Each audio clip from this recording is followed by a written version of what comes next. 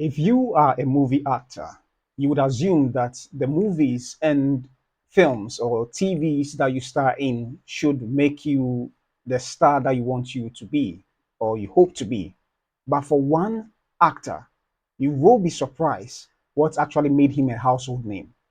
And this was published in an article that we'll be discussing soon.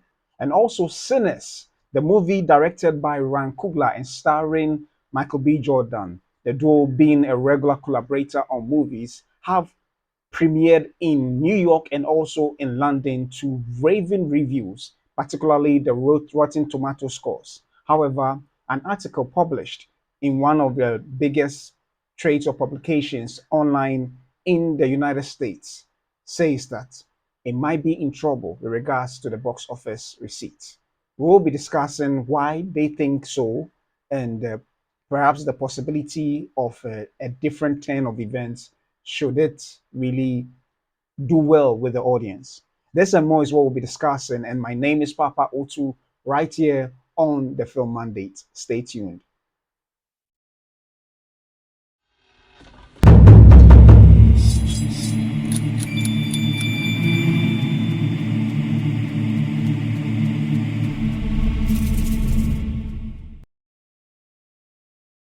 Hello and welcome back once again to the Film Mandate. I'm Papa Otu, and this is episode 17 of the Film Mandate. We'll be going strong, and this is the fourth week. I'd like to indeed express my gratitude to all of you for joining me for this very episode.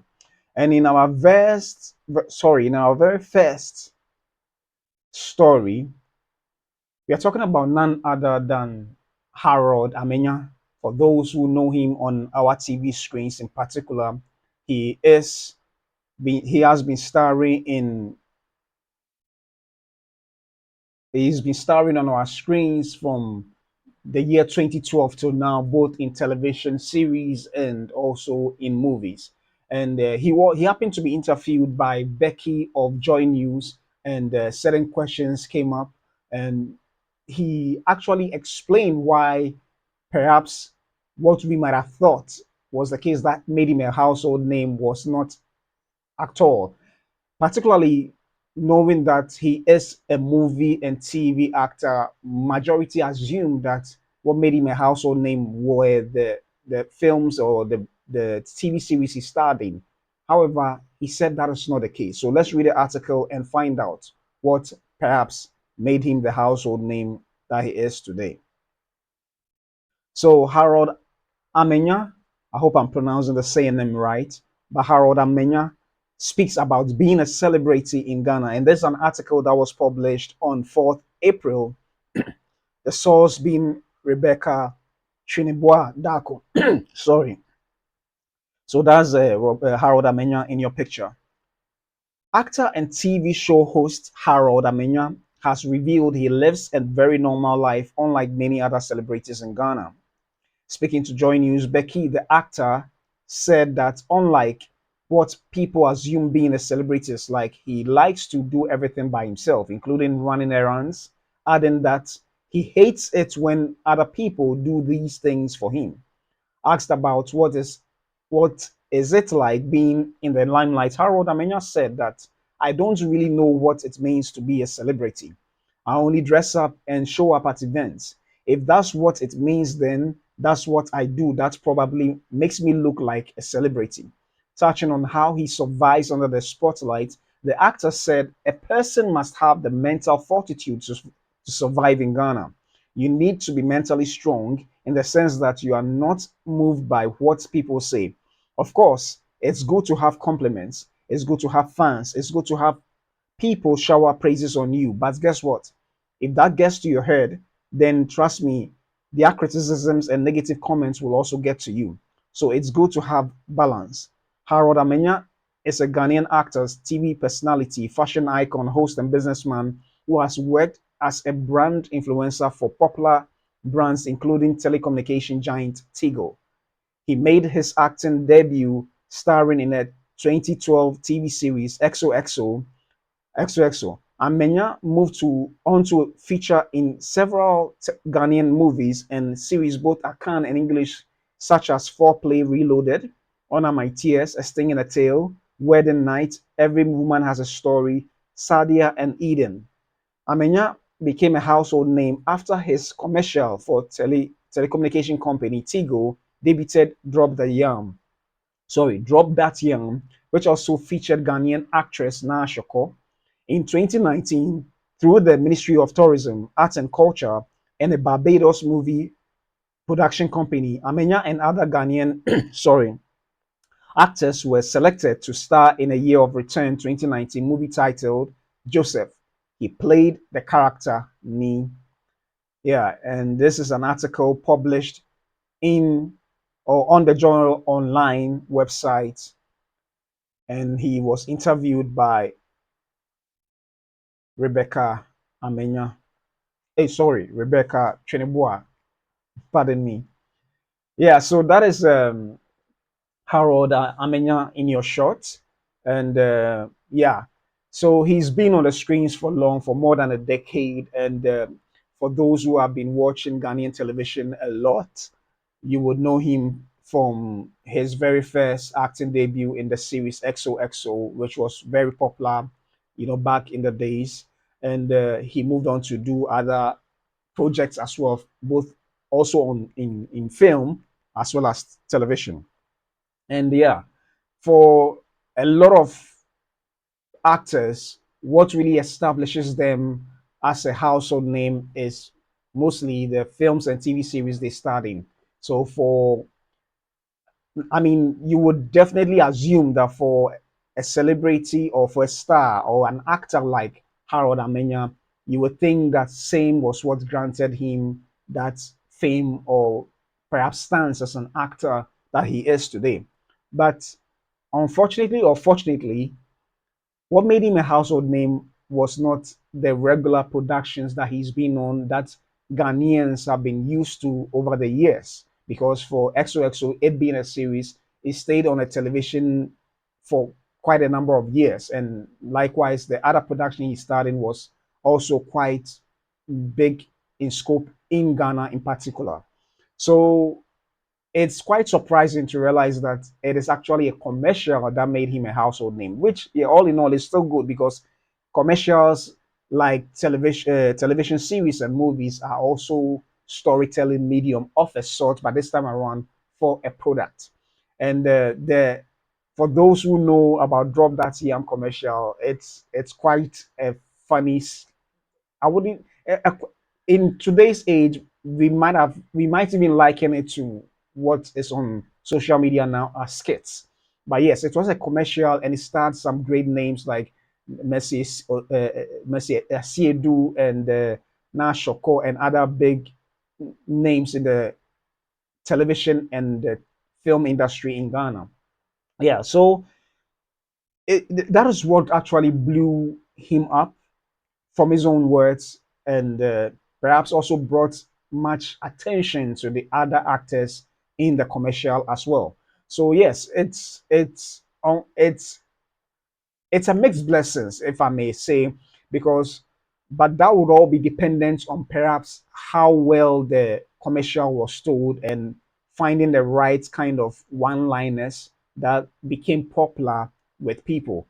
For those who are not in Ghana, who may not understand what a drop that yam is, the commercial is a commercial for a telecommunications company, and a little description is that Harold was playing the role of a husband to be, and he was trying to. There was this traditional ceremony that which you will liken it to the white wedding being done to marry a daughter of a family, and I think in that regard, if my mind serves me right, he was using what we will call, I think, a Bada-based phone, not an Android phone, but the old phones that had just the keypad and screen, which you can't even connect to internet. So, in that regard, when they realized the family of the bride realized that he was using the phone, they asked him to drop that phone, and the phone,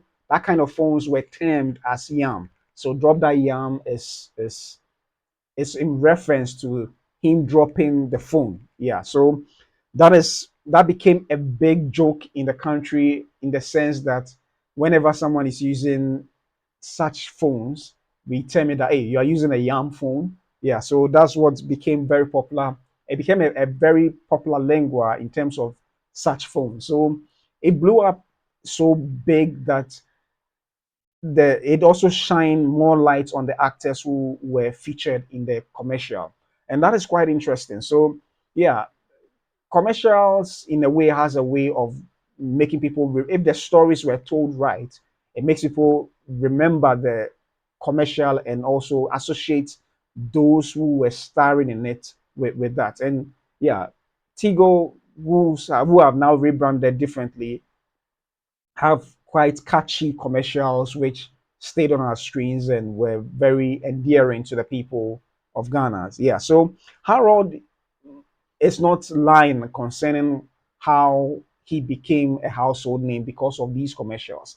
But then I liked his humility in the fact that, listen, he still lives as ordinary as possible as he can because at the end of the day, he's still human. And I like his humility in that regard because if you let stardom get to you, just as he said, the same people who would praise you in other regards, if they start criticizing you and you took their praises to heart so much, yes, you should appreciate it. But if you take it to heart so much and you are not careful to have a clear balance, the likelihood of them criticizing you also you also take it to heart and it may also affect you.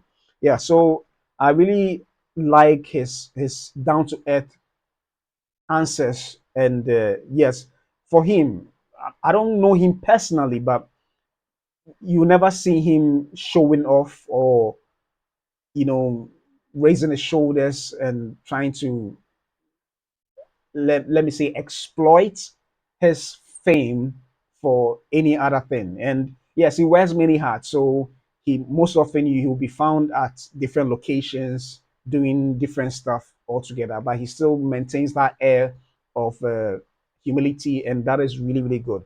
But let me just twist it here. The unfortunate thing, me talking about the film industry, whatever it is I'll be talking about, definitely I'll end up linking it to the film industry.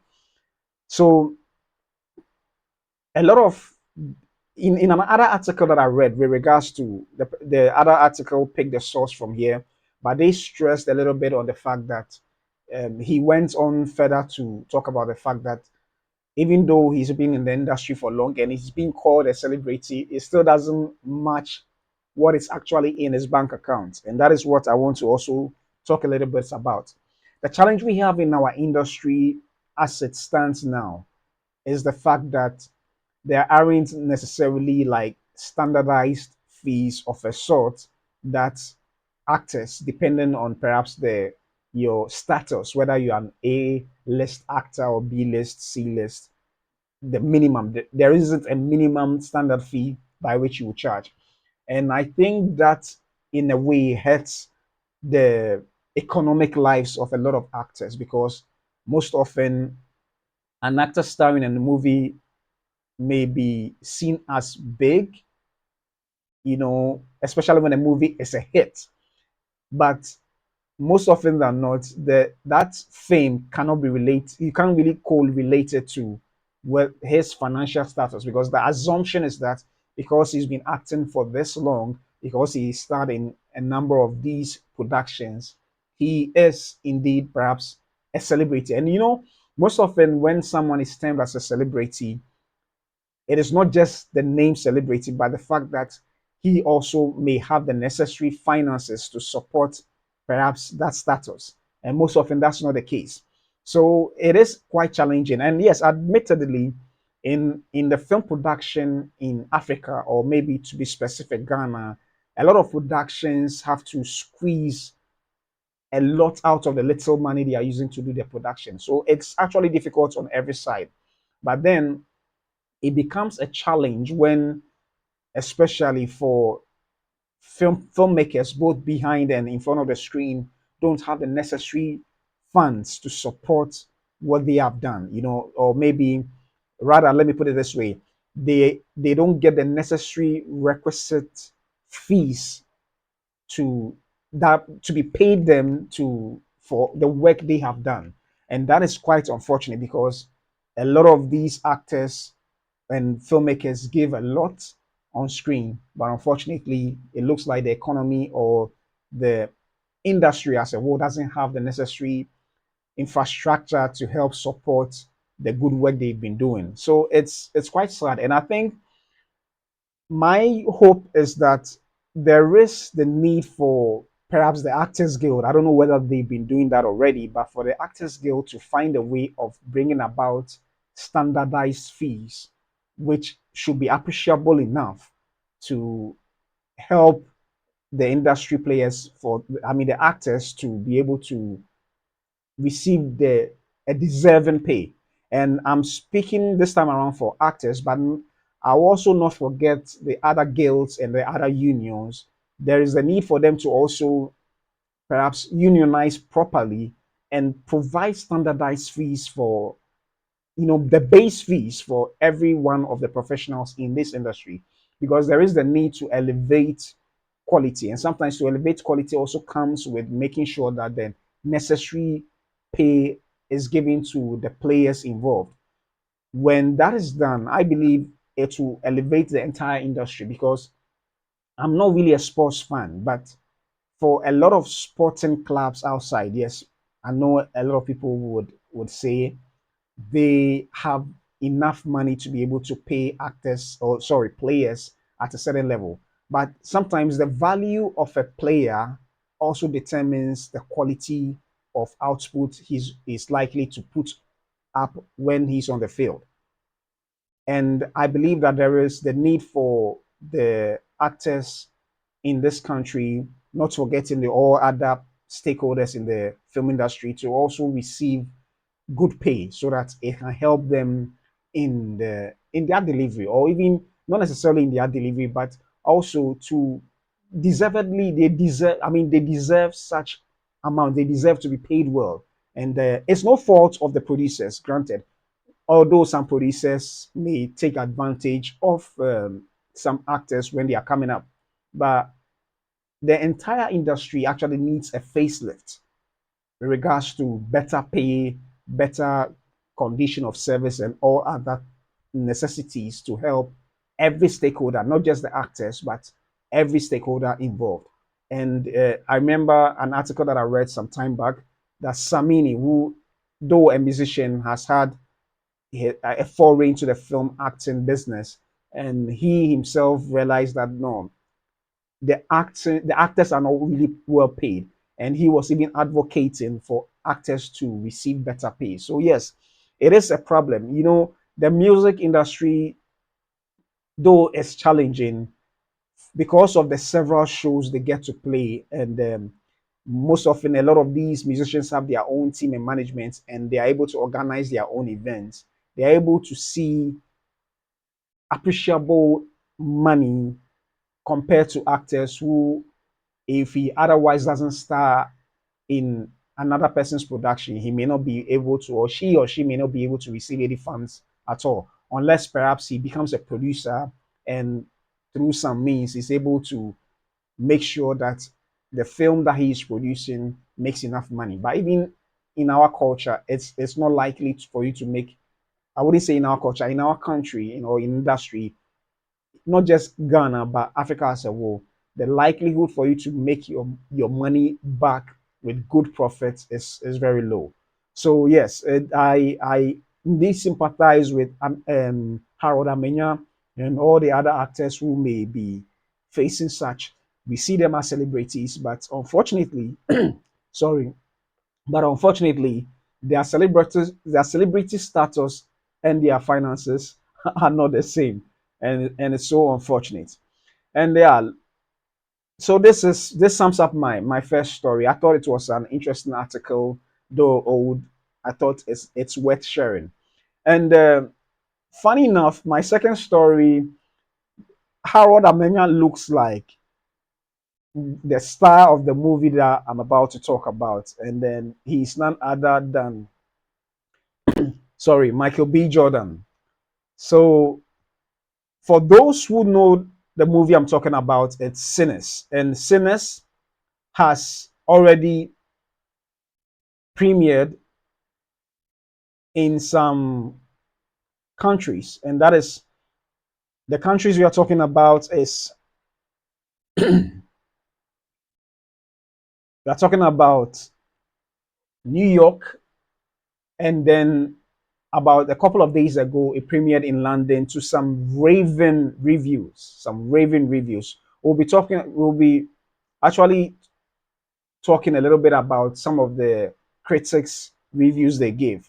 But I thought I want to start out first by sharing this article that talks about how the Sinners, though great movie, is likely to face. I mean, it may not receive the necessary or the same or equal box office receipts as compared to how good the critics has received it. As a matter of fact, until I think today or yesterday, the Rotten Tomatoes score for Sinners was at 100% for 42 critics who have reviewed a film, and that is really, really not.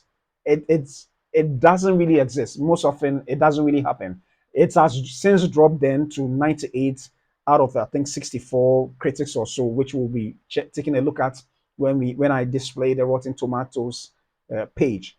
But for now, this is an article that was published about some few hours ago in the Screen Rant website, and the article reads that Hollywood expects Sinners to lose money as new report claim explains lavish deal behind Ryan Coogler. My focus is not even about the deal, but it's about the fact that Sinners is releasing this weekend, and about 2 weeks later, you have Thunderbolts, which is Marvel's movie, releasing afterwards. So the likelihood of Thunderbolts siphoning a lot of audiences to go watch the film Thunderbolts is high, and that is what even the article talks about. But I believe that if a movie is really good and it gets a lot of word of mouth, it's very possible for it to start slow but still gain a lot of momentum to make a lot of money. So let's just read the article and then we'll delve into the other aspects of this very story. So a Rory, so yeah, if you just as I was saying in the previous story, if you watch Harold Amenyah and you look at Michael B. Jordan, they look a little bit alike. That's quite interesting. So this article was published by or written by Hannah Geran and published by Screen Rant. So I read, a worrying new report suggests that Warner Brothers may have severely miscalculated with Sinners. Ryan Coogler's new horror film focuses on the journey of twin brothers who return to their hometown only to find that something sinister is lurking there. The Sinners cast includes Michael B. Jordan, Miles Caton, Saul Williams, Haley Steinfeld, Jack O'Connor, and Tenaj L. Jackson. With the movie hitting theaters soon, it's projected to make around 40 to 50 million dollars during its opening weekend in hopes of continuing Warner Brothers box office streak following a Minecraft movie. So let me just quickly jump to so let me just read it. Per Park, Warner Brothers may have set the movie up to fail, as the source suggests that the $90 million budget for the film was likely far too high.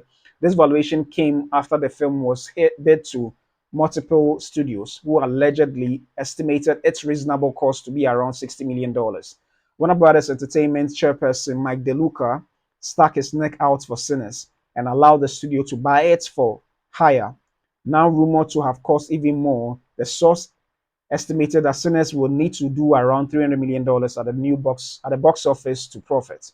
What this means for Sinners. Despite the troubling updates, early reviews for Sinners are incredible, with the film holding a perfect 100% tomato meter with 52 critical reviews. So I even thought less. So it's 52 critical reviews thus far. If this score remains, it would become Coogler's best reviewed movie in his already impressive career. However, the chances of hitting $300 million may be a pipe dream, as the report admits that it may not have the power to do so, especially with more releases like Thunderbolts along the way. Even more significant is the fact that Warner Brothers also allowed Coogler to get full rights to the movie in 25 years. So yeah, this is Ryan Coogler's box office history. And the film, so Fruitvale Station, which is his first 2013, had a budget of $900,000, and the total worldwide box office was $17.3 million. Also, Creed 2015 was produced for $35 million and grossed $174.1 million. Black Panther 2018 also $20 million, but grossed for $1.3 billion. Black Panther Wakanda Forever $250 million, grossed $859.2 million. And then Sinners, which is this year, produced for $90 million. The worldwide receipt, box office receipt, is yet to be declared. Yeah, but so before, yeah, so let's just end it there. But looking at the numbers or the trajectory of how the box office received for every one of Coogler's films, this doesn't even include the films that he produced, but these are films that he directed. He's never lost. Honestly, he has never lost. And listen, I know Thunderbolts. It's a juggernaut of a film compared to this original IP uh, that Ryan Coogler has produced, written, and directed. But Michael B. Jordan has also been a big contender when it comes to him starring in films. Of all these films, he in all these films, Michael B. Jordan starred in it. And so, if you look at the factors so far, yes, it may be difficult for Sinners to gross the $300 million in there to just to break even or also make a decent profit on the budget. But I think this trajectory or this statistics that is being displayed right now, that I'm displaying right now on the screen, proves the point that Michael B. Jordan and Ryan Coogler will definitely make their money back. It's not going to be an easy thing, but from the reviews so far, which I think I should display them now. From the review so far, every critic that has watched it has said something positive about it. You saw from the article that I read that out of 52 reviews that out of yeah so out of 50, 52 reviews from 52 critics, the score was 100%. And yes, granted, there have been films that the scores were so good and yet it still didn't get enough box office receipt to match how good the film was. So that is understandable. But as it stands now, listen, every filmmaker may have a bad day, and it's possible that this could be one for Ryan Coogler. But honestly, I don't foresee it happening to him with this movie. Looking at the power combination of himself and then Michael B. Jordan. Of all the films they've done together, it's always been a hit. And even what's interesting about this very movie is the fact that it's an original IP, and the fact that it is it the description of how this movie has been made is the fact that it has a lot to offer and is very layered. So I don't really foresee it losing at the box office. I must admit. I must admit. Yeah. So yeah, on your screen now is I'm trying to let me adjust the page carefully so that I can see everything clearly. Yeah. So yeah. So on your screen now, yeah, we have the Rotten Tomato scores, which yeah. So these are all the critics certified by Rotten Tomato, and they are giving their opinion about the movie. And I'd like to read some of them, a couple of them. So this is Wendy Lee, the movie couple, and she says that there are so many genres mixed into one film, but it never feels overstuffed or convoluted. Coogler does a beautiful job with his storytelling. Watch this on the biggest screen possible. Yes. Dominic Griffin of Looper.com says that the film is a gargantuan undertaking and its heights will reverberate through pop culture for the foreseeable future. But some of its bigger swings don't quite connect and suggest that it is possible for a movie to try to be too many things at once. And yet, he still gave him a 7.5 scores, over 10 score. I mean, for what he's saying, yes, I'm sure it's exactly how he has described it to be because it's quite a bold project and it's really amazing how he's been able to achieve it. We have Grace Randolph of Beyond the Trailer says that once again, Ryan Coogler and Michael B. Jordan proved to be one of the great director-actor partnerships in Hollywood. Sinners is a surprisingly deep and thoughtful film in genre wrapping, which will hopefully broaden its audience. Very compelling. Here we have this. We have Robert Daniels of RogerEbert.com, and he says that this coalition of Queen of the Damned and From Dusk Till Dawn offers plenty of spectacle, even if it offers few new wrinkles to the vampire mythology, especially as it relates to the film's southern setting. We also have Michelle Kisner, the movie sleuth, says that Sinners is a sexy, raw, occasionally funny, visceral gut punch of a flick that masterfully juggles various genres and tones. We have Fico Cangiano, I hope I got it right, Cine Express. So far, the best film of 2015, sorry, 2025.